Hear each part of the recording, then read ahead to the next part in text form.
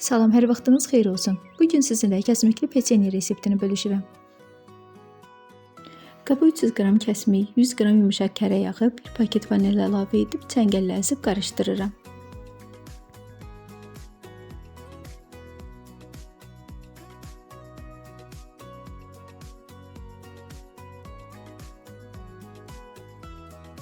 Üzərinə 1 çay qaşığı qabartma tozu, 2 stəkan un əlavə edib xəmir yoğururam.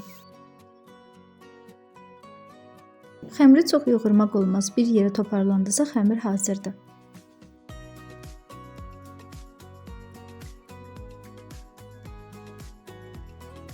Orta yumşaqlıqda ələ yapışmayan xəmir olmalıdır.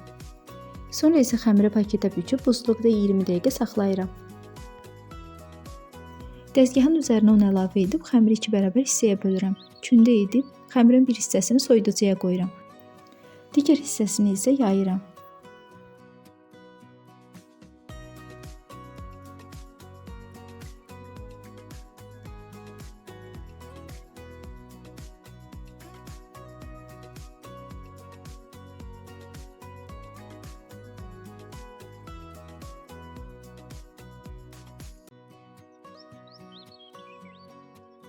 Üzərinə 2 xörək qaşığı şəkər tozu əlavə edib hər tərəfinə bərabər şəkildə yayıram.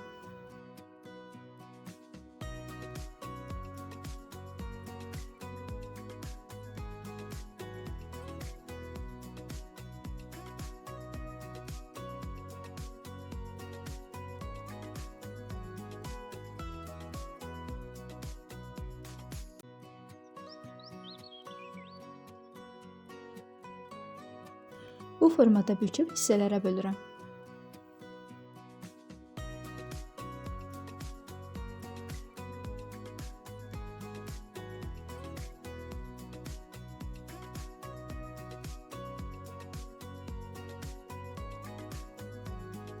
Peçenyelərə əlimlə ürək forması verib üzərini şəkər tozuna bulayıb soba tavasına düzürəm.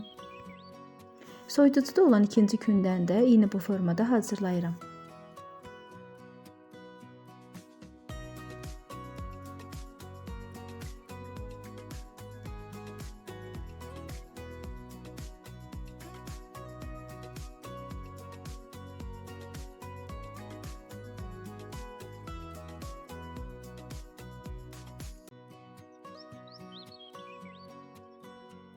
Peçenyeləri 180 dərəcə qızdırılmış sobada üzərləri qızarana qədər bişirirəm.